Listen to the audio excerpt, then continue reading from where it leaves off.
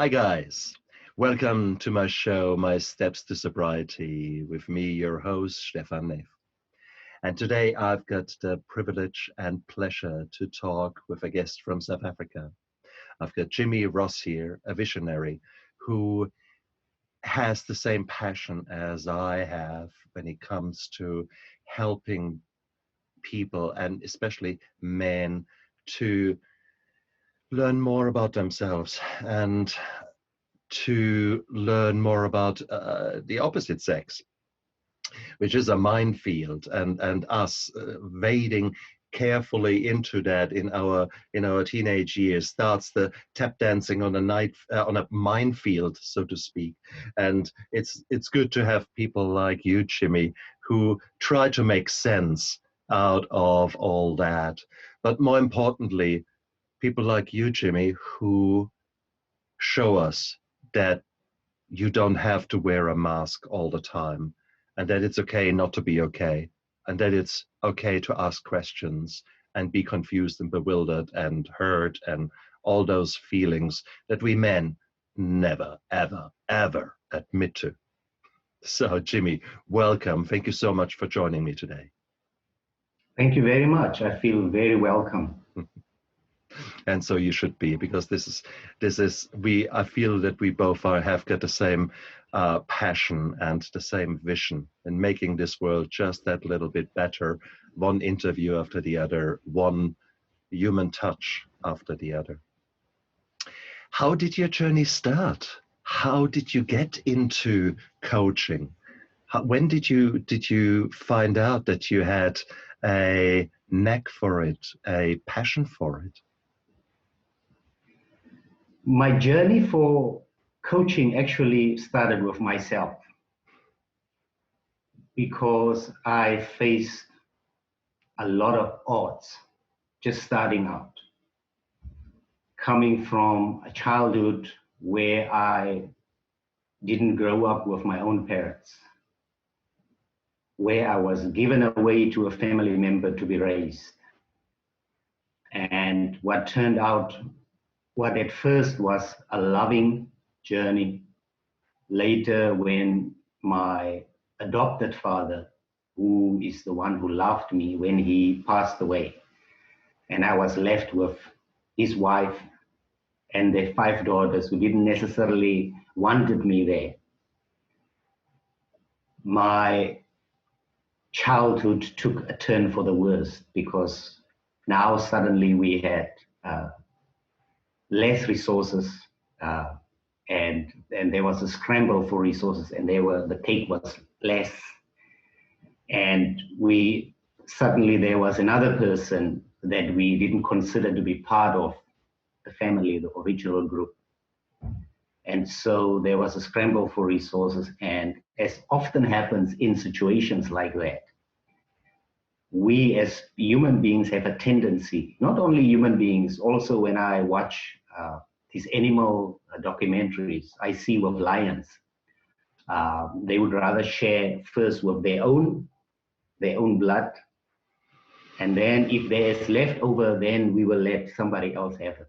And since I wasn't part of the original family, I had a harder time and suffered a lot of verbal abuse, which left me with a lot of scars, a lot of insecurities, feeling of rejection, which again came with their own set of accompanying problems: low self-esteem, hating myself, thinking I'm not good enough.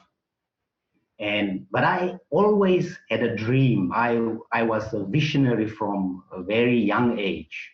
I knew that I was destined for more than what my current circumstances at the moment suggested. And so I longed for something better. And when I looked around at people, I saw that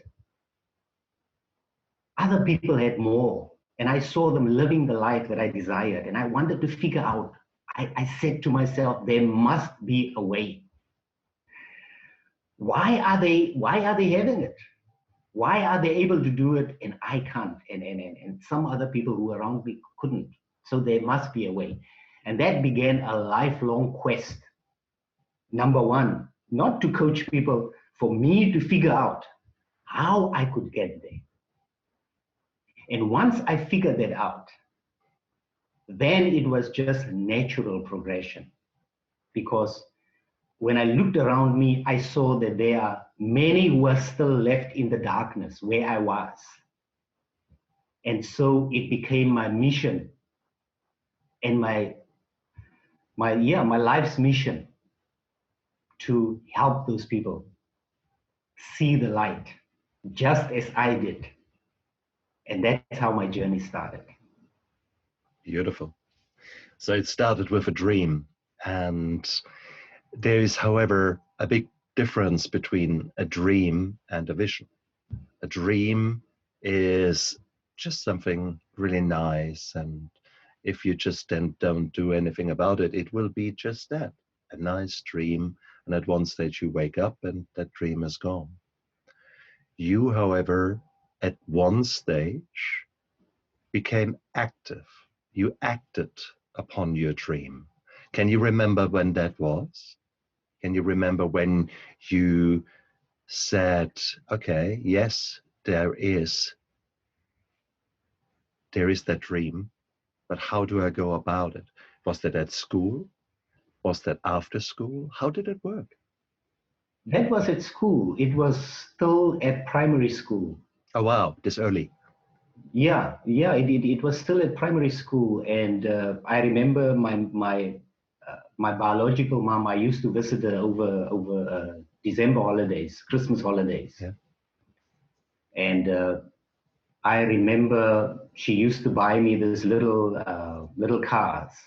So me and my friends, we used to scrape these little roads on the ground, and we used to drive our cars around there.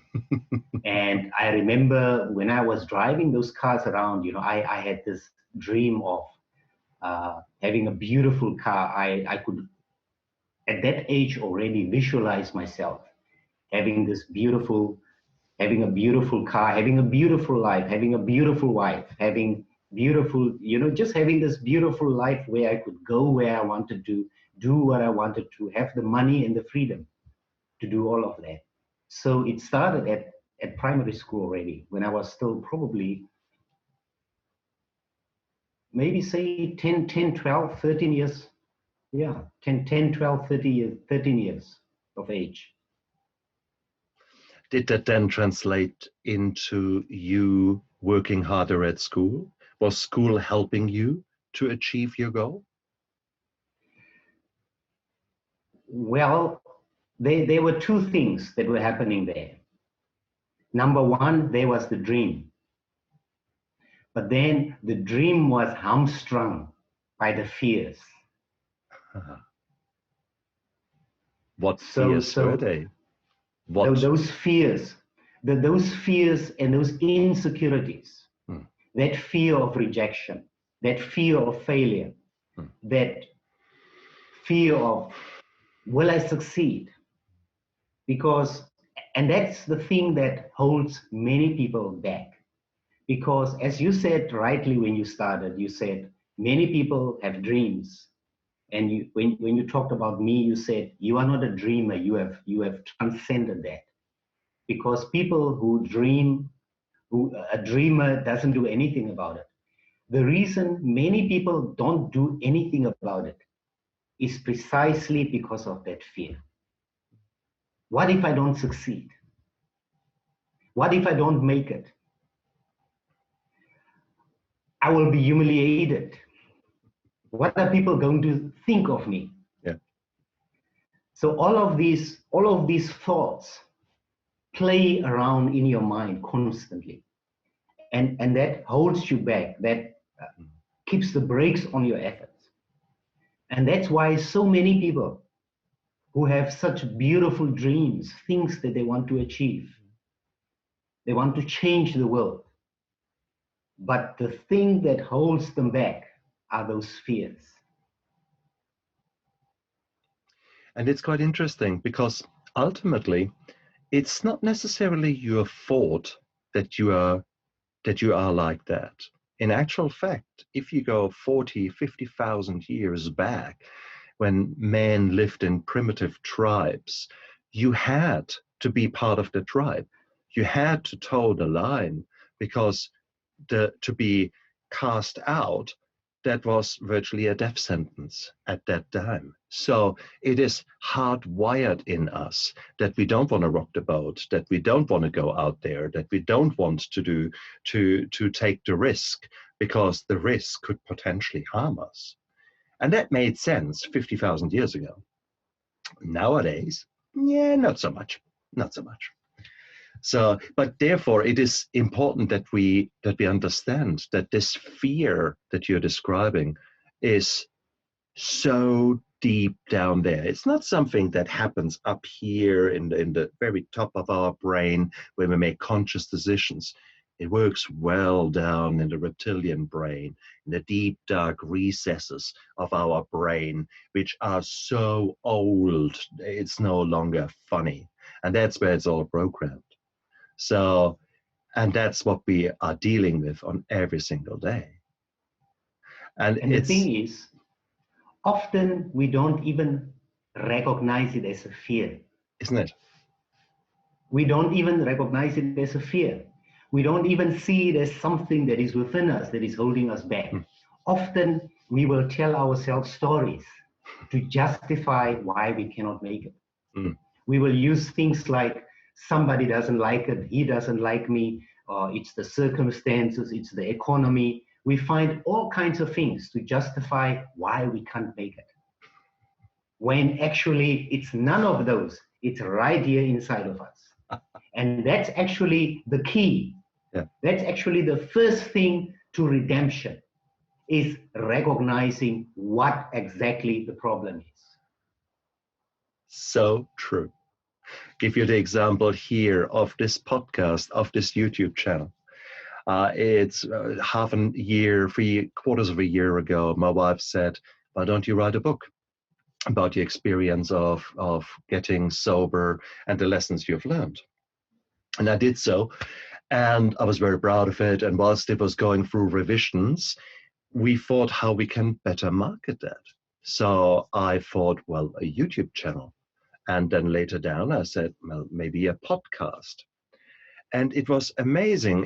I came relatively innocently and naively to it. And the amount of obstacles that my sons, for example, put in front of me were tremendous.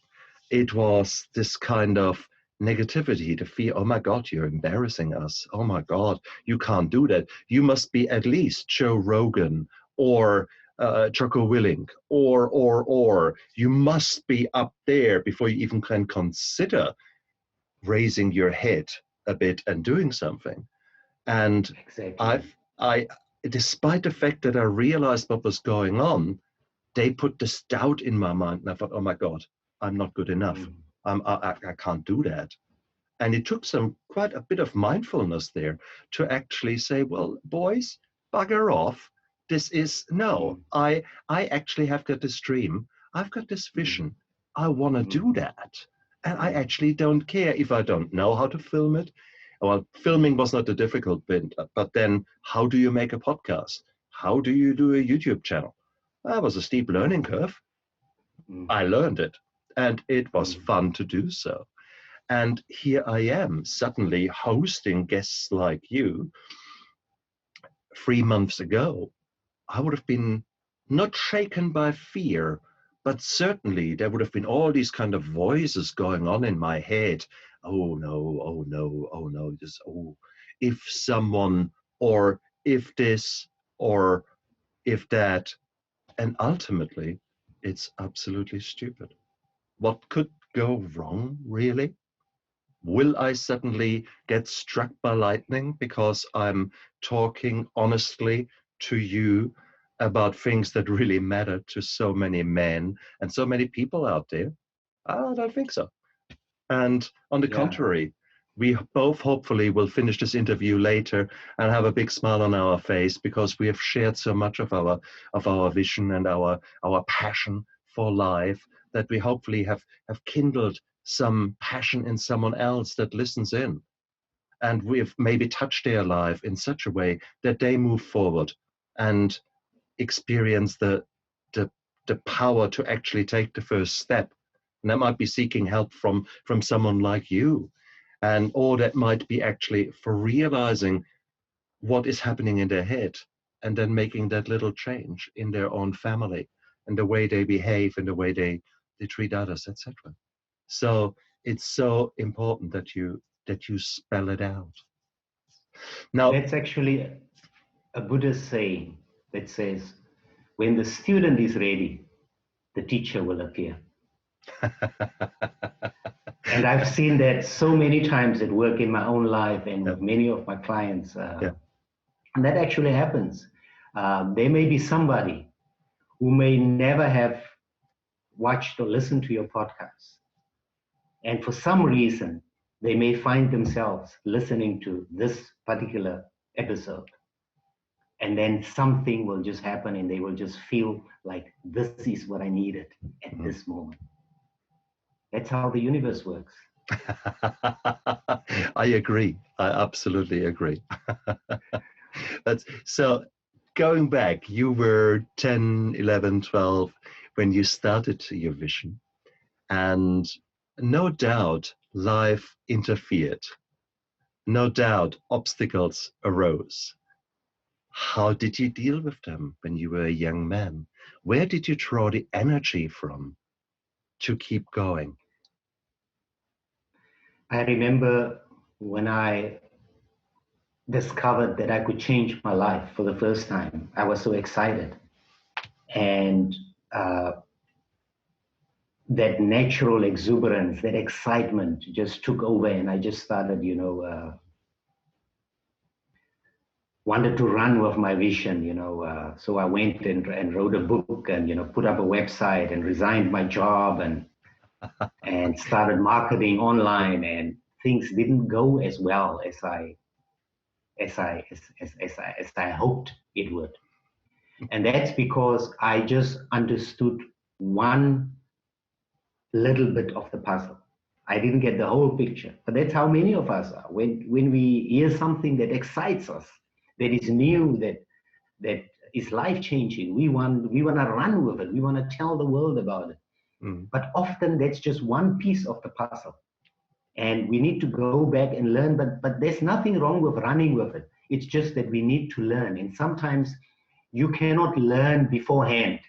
You have to learn as you go through. That's the best way, because as you go through, you face the challenges and you learn and you see, oh, it doesn't work like I thought it was going to work. And sometimes you get frustrated. And one of the things that I learned is that you need to be patient. That's one of the lessons that I learned. I need to be patient, because no matter the fact that I wanted so much doesn't mean it's that life would suddenly just bend over and give it to me.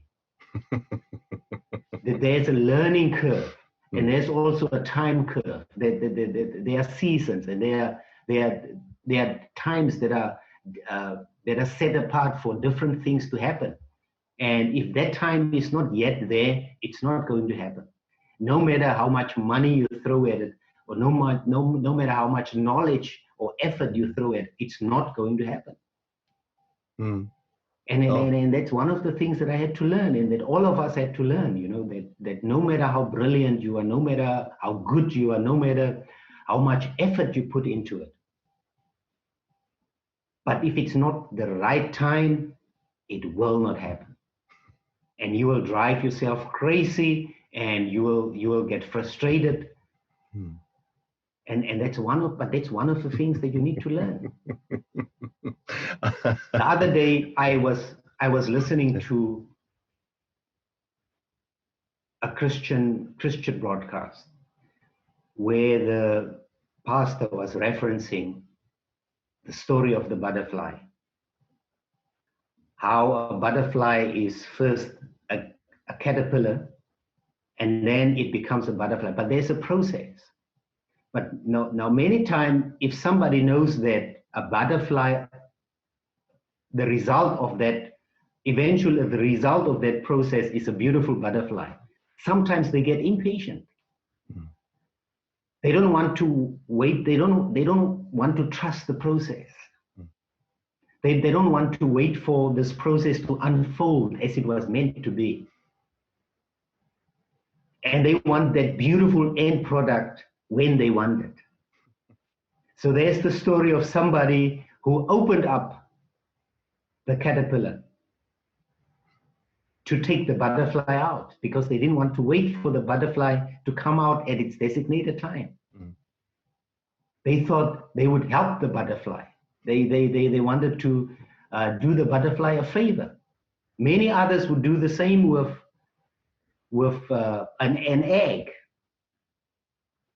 They want to help the whatever is inside the egg. They want to help it out. But what they don't realize is there's a process. It was designed that way, that as you struggle, you become what you were meant to be. And if you remove the struggle, you interrupt the process. And the end result, you mess up the end result. And so as we go through that process, and as we struggle, it helps to create that end product, the person that you are. You and I would not be the persons that we are if we didn't have those obstacles, if we didn't have those challenges. So those challenges and obstacles are an integral part of who and what we become. You're right. I could not agree more. But that is, of course, very hard for someone to see who is in the middle of the struggle and for whom anxiety and fear of existence and financial worries and the concerns how to feed the family, when that is very real for them right now, when they're not sure if they have got a job for the next day or a job at all. It is very, very hard to see. You are right. I 100% agree with you. But I can remember the dark times in my life when I didn't have the skills, the knowledge, the insight, the mindset to deal with that. These were very dark times and very scary times that I used alcohol to numb the fears, to get rid of the anxieties, to just stop the pain. And I think that is the pitfall for so many people out there. They don't want to wait because nowadays instant gratification. You just press the button and you want it right now. And of course you want your cake and eat all of it. And it just doesn't work like that. And those struggles are very real. And they make you the person who you are. So when your first business didn't go as planned, how did you deal with that? What did you do? I had to go back and get a job. A very humbling experience, isn't it? Exactly. And I resisted it for as much as I could. Because going back made me feel like I failed. And it made me feel embarrassed. But then I realized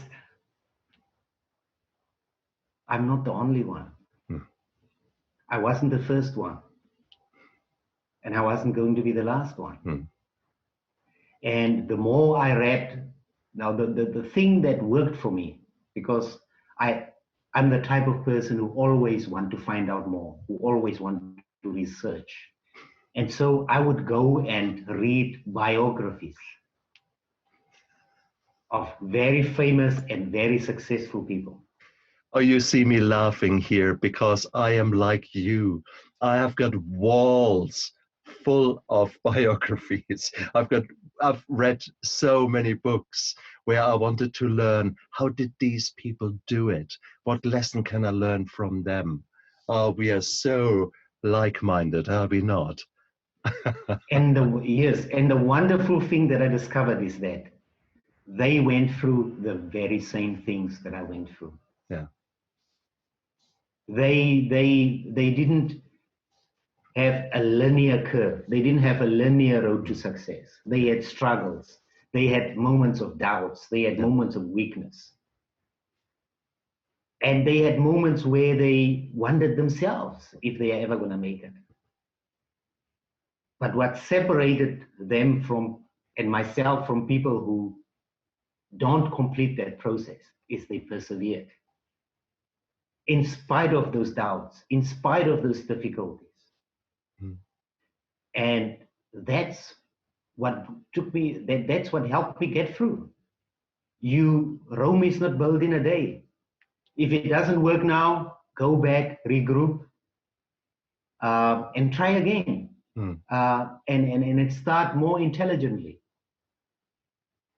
I can't remember who said this, but there is actually a quote that says, failure is a chance to start over more intelligently. Mm.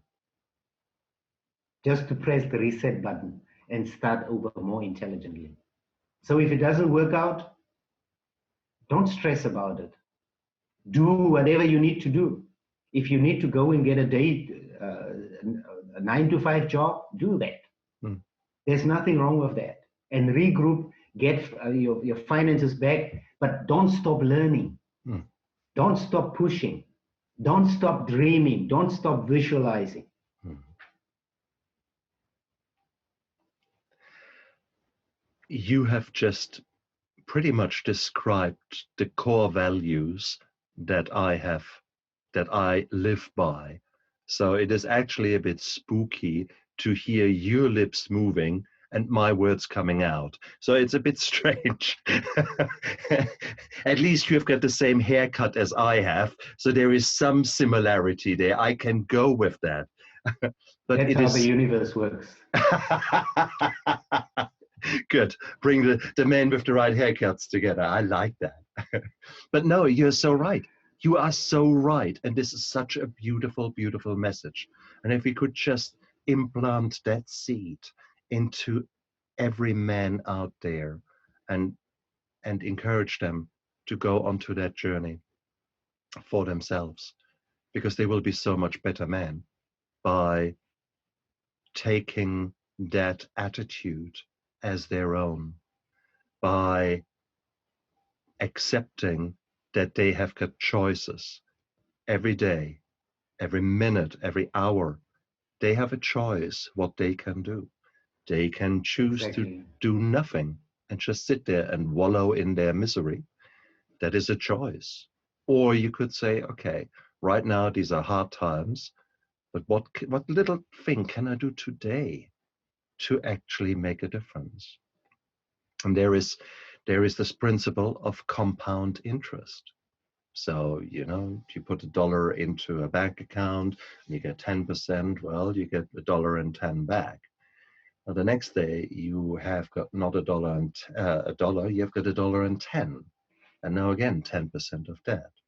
And so on. These are tiny, tiny, tiny little steps. But after a while, you have got this curve taking off like mad.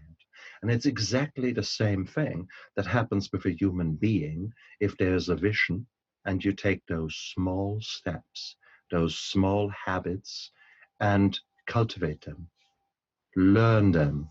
Like you, I'm a lifelong learner. It is a day where I haven't learned anything is a very, very sad day for me. And I try not to let that happen.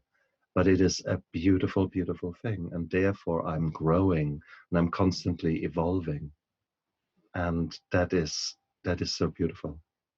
And it's certainly not possible when you're drinking like a fish. You might read all the books about leadership and about how other people did it, and then you're sabotaging yourself. And that is so easy. That is so bloody easy. I've been there. I've lived that life. I can testify that. Nah, yes, you can talk about spirituality and dream about spirituality, and then you the only spirit that you really get in is unfortunately 40% proof. And nah, nah. Fortunately for me, the only reason that I started to drink was to get some liquid courage. to speak to the ladies. Oh, tell me about that. Because you're also a relationship coach.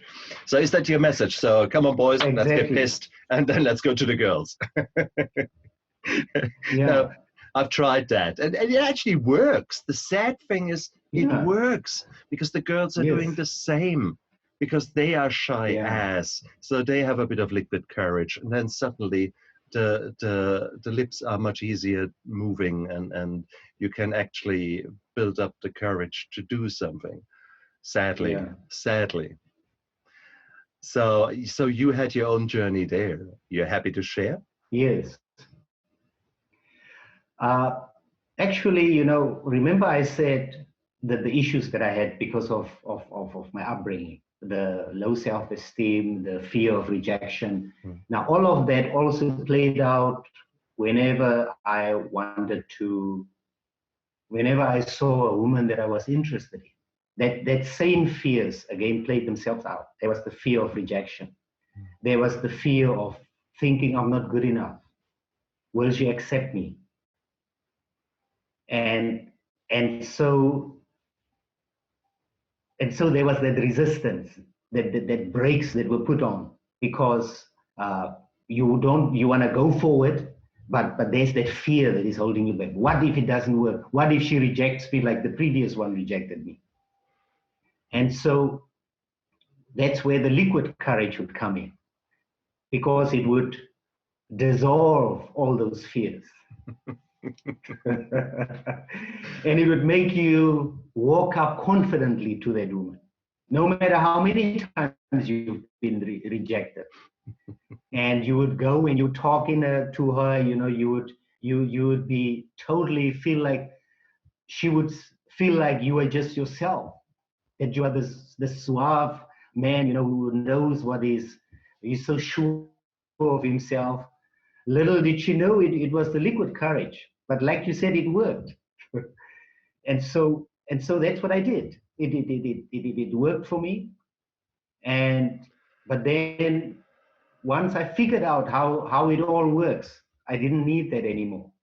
And so I was able to put that bottle aside, and now I just go to any woman that I find attractive, and I go and I approach her, and without a problem. And that is the beautiful evolution that hopefully many, many young men are going through. And it is these self-doubts, the self-sabotage is just immense.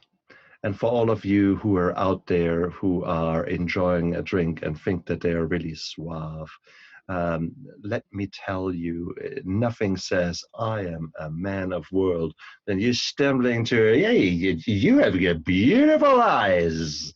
I, yes, you have. Yes, you have. Um, yeah, right. It sounds better in your head. Rest assured, I give you that.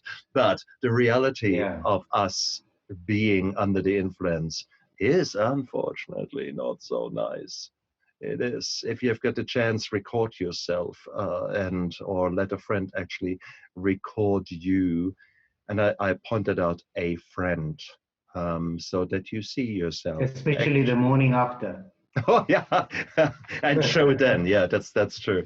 Oh Yeah, dear, no, this the morning after is a completely different story then because yeah, you're still as anxious that you were before of the drink, but now you've got the hangover, and now you've got all exactly. the shame and guilt and the fear and oh my God, did I do something wrong?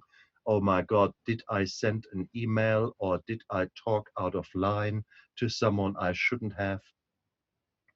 Blimey. I'm so pleased that Exactly. I do no longer have to check my emails in the morning because, yeah, this is the best email that you have ever regretted. I've sent many of them under the Mm. influence. Oh dear. So you saw the light at quite an early stage.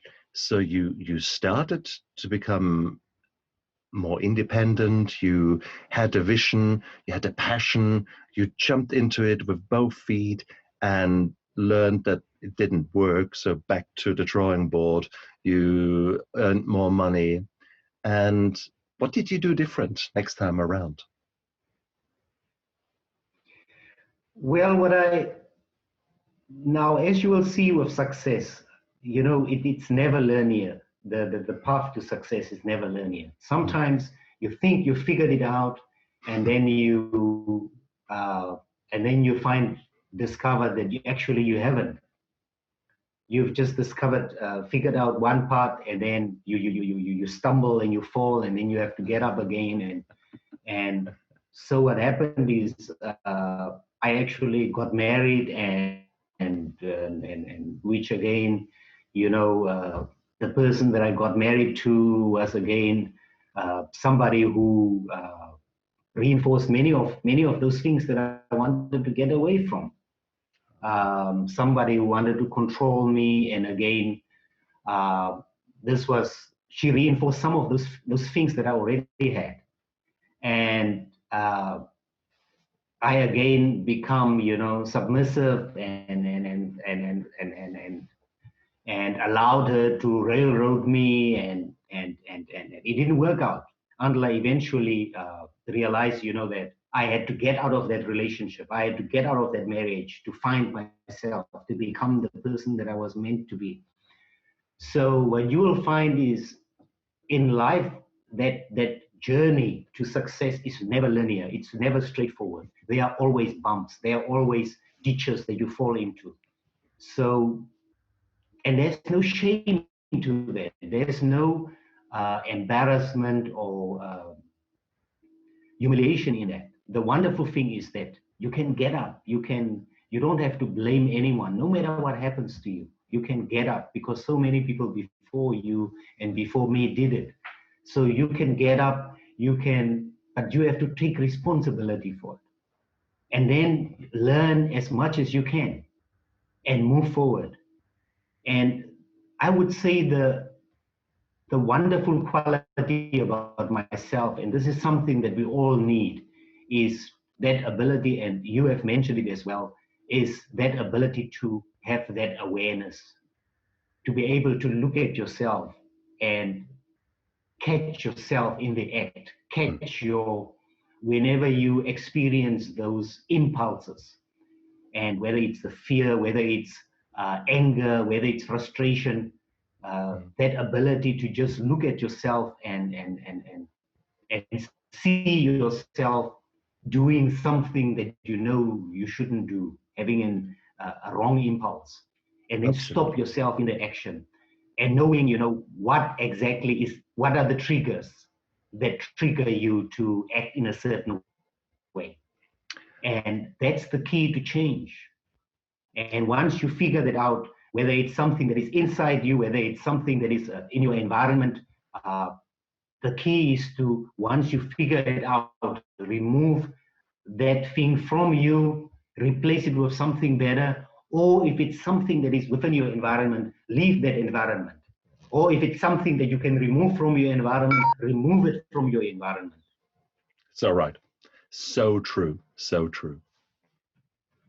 Jimmy, you're so right. You're absolutely right as far as this non-linear path is concerned. It is, we are destined to fail. We are destined to fall down.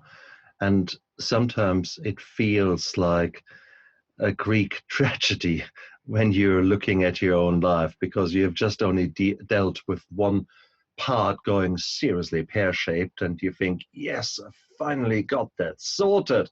And then you look around and think, oh, come on, no, not now. And something else is being thrown down your path. Yeah. Regrettably, if there is a God or karma or the gods, whoever, I think sometimes they look at our plans and then they snigger and say, Yeah. look at him. Yeah. He has got so much to learn. Yeah. And the thing for us is, we have this idea that, number one, when we look at people who are already successful, we have this thinking, this erroneous thinking that they somehow got there, it was smooth sailing for them, and that they just achieve success easily. And when we are going through that same journey and we are failing, we think that there is something wrong with us. And that's why what helped me was because I always wanted to learn from people who have already made it. So I would go and read biographies of people who are famous, successful people. And what struck me is that there are so many instances where they actually went through the same things. And that's what gave me courage. That's what helped me, because I realized that uh, I'm not an anomaly.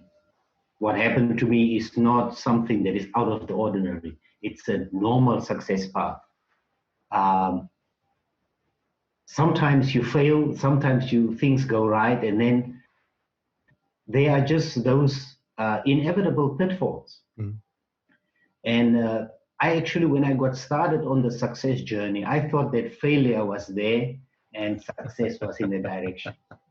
And then as I went further and learned more about success, I realized actually that failure is an integral part of success. And that in order to succeed, you need to fail. Failure makes you better. Failure makes you question where you are, what you have done, how you have done it. And it causes you to go back and look at what you've done, look at the steps. And that helps you to, it makes you aware, because now you are paying attention to the details. You are paying attention to where you are walking, how you are doing it. And that's where the learning comes. So that when somebody asks you, how did you do this? You are able to tell them how you did it, because now you are actually paying attention to what you are doing. And you can actually test different things. You see what works and what doesn't work. But previously, if everything is just smooth sailing, Mm. um, you don't learn anything, because as somebody once said, success teaches you nothing. You only learn from failure. Because if you are successful, uh, there's nothing to learn, because success is sweet, success is wonderful, success is enjoyable. So you are just going after the success. You don't learn anything. It's only when you fail, when things go wrong, that you are literally forced to look at where you are. You are forced to look at what you are doing. You are forced to pay attention So to true. what you are So doing. true. Yeah. And And that's that how is, we if you learn. take the point from the medicine, for example, how we doctors train, we do train uh, in circumstances where we set ourselves up to fail. So we do scenario-based teaching, where I, as an instructor, would give someone a scenario where inevitably they are struggling and things will not go right.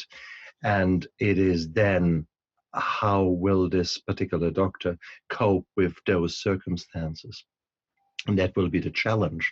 And it is from those failures that they do in a safe environment that they learn so much. The way we have changed our courses in medicine in the last 15, 20 years has been tremendous.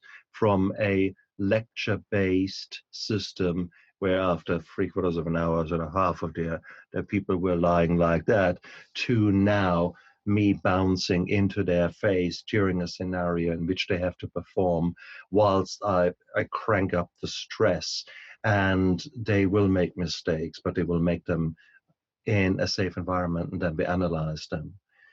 What a beautiful, beautiful, beautiful way to teach people.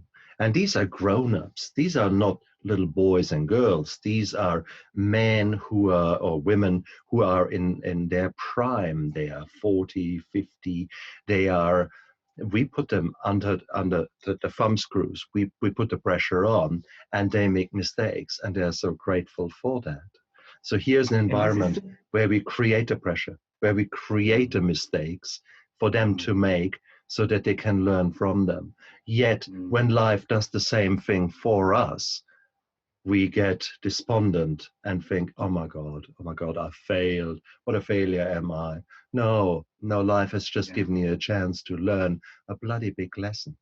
Yeah. And that is the And beautiful this is thing. actually a similar And way that of is, learning. I mean, that's where I so much take my hat off to you, because you are helping young men to actually see that, to actually make these connections in their heads and learn more about their inner workings, about how the emotions are driving their actions, their brains, and therefore, hopefully, by highlighting these connections, that people can suddenly actually go out there, hold the mirror literally in front of their own face. You don't have to do that anymore, but you have shown them their actions, and that they can analyze their failures and turn them into triumphs,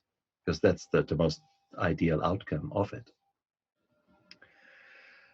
Jimmy, if you could go back 5 or 10 years and there's one change you could make, what would that be? I would be bolder. I love it. I absolutely love it. I would be much bolder. There is a question, interesting question that somebody once asked, and that I also like to ask my coaching clients, and that is that, what would you do differently if you knew that you couldn't fail? Which obviously means that you would go with gusto, you would go with more gusto. You would go like, if you know that you cannot fail, you would put everything that you have into what you do, in everything that you do. But we often do things with, with still a lot of hesitation. Even if we go ahead and do things, we still don't do it the way we would do it if we knew that we couldn't fail. And that's what I would do differently. A beautiful And answer. another thing, if I can add that, another thing, I would also be calmer. I would control my emotions much more, because I realized that your emotions, somebody once said, if you can't control your emotions, you can't control anything else. And that is so true, because we often want to control the world. And we try to control the world without controlling ourselves. And when we do that, we always fail. We are destined for failure. But if we realize that I can control the world, I cannot control the whole world, but I can control my world. And the way to control my world is by controlling me. And when you do that, you control your world, and things begin to, things are not going to go 100% the way that you want them, but they would go your way much more than things have gone my way. And I'm sure things have gone your way. So controlling your emotions and be non-reactive, no matter what happens around you, is something. If I had done that more, Yeah. and if I had gone with more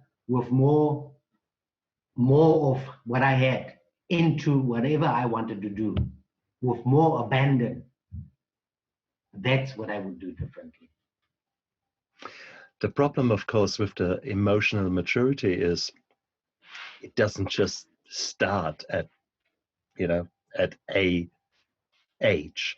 your emotional maturity now was different than 5 or 10 years ago.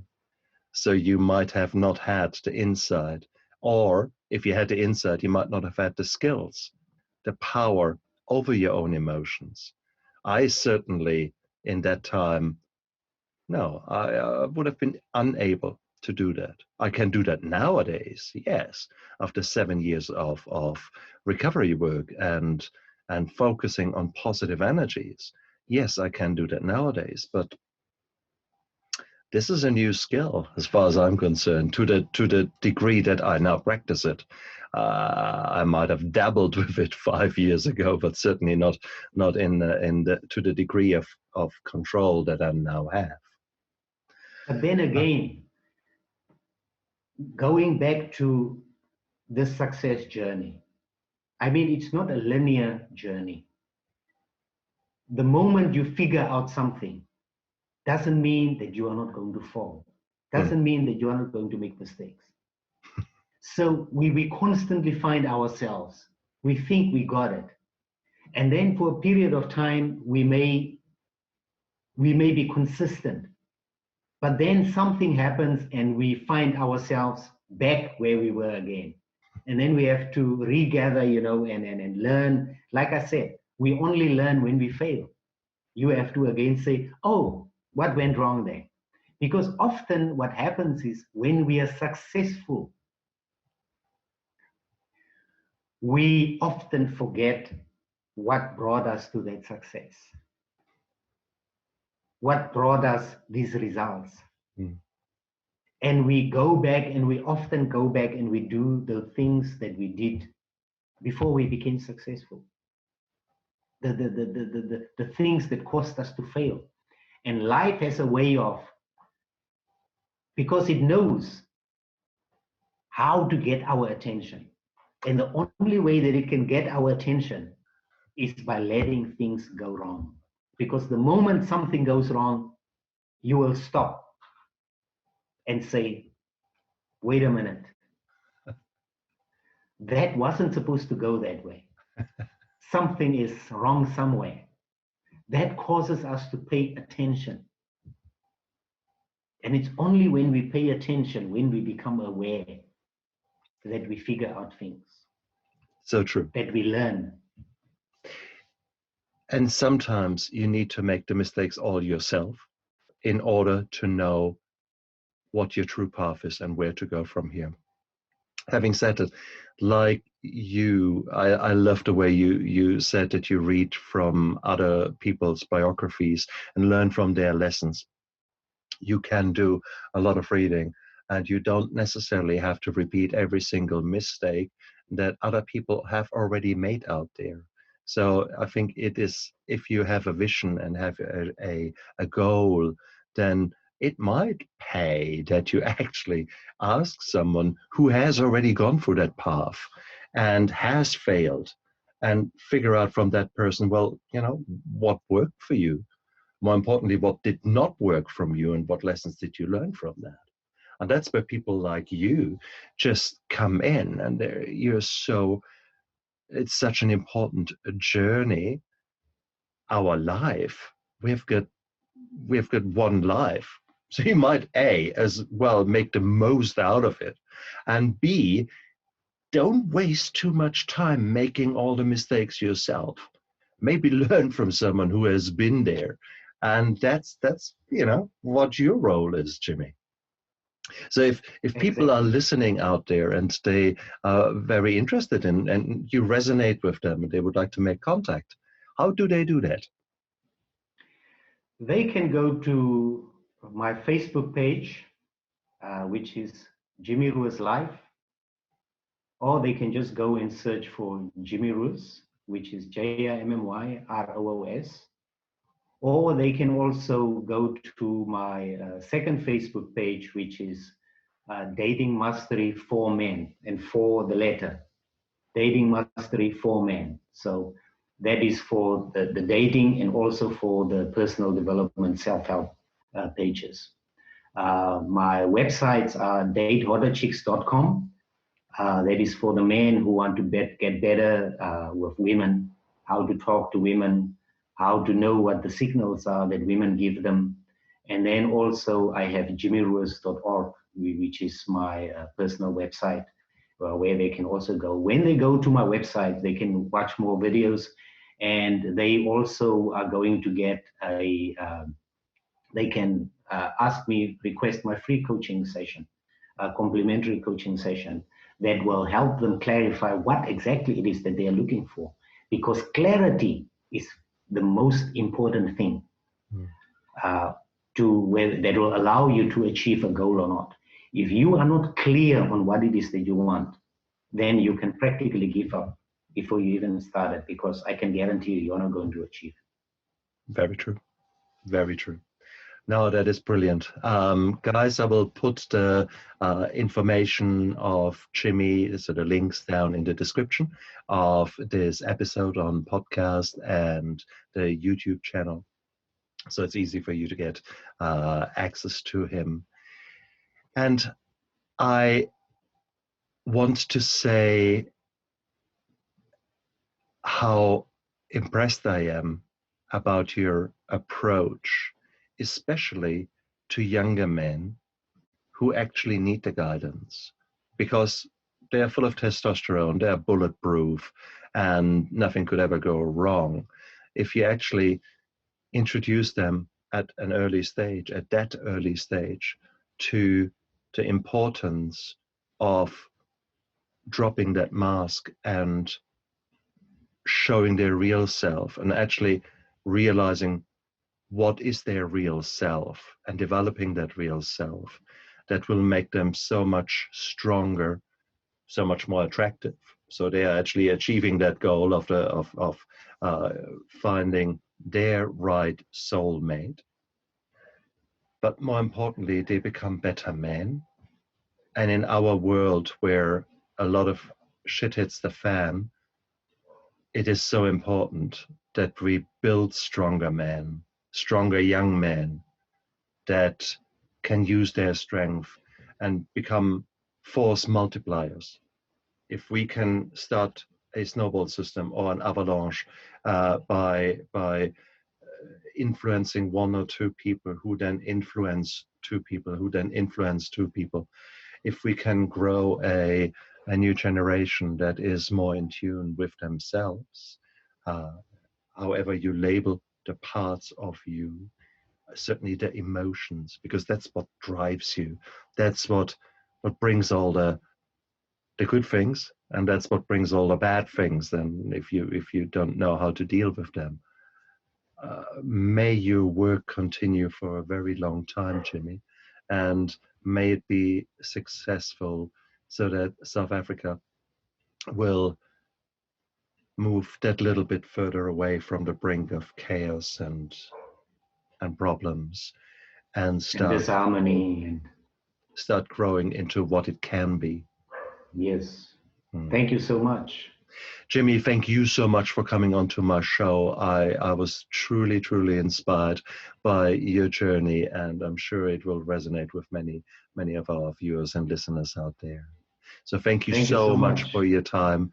I wish you all the best, and I will certainly continue to look forward to updates from you and see how your journey is continuing, because I'm sure there are many more things, many more insights that are valuable to me. And if they work for me, I'm sure they will work for many other men out there. Jimmy, thank you so much for your kind words. Look after yourself, everyone out there. Have a fantastic day and make the most out of every second that you guys have out there. Bye. All right. Have a nice day. Bye.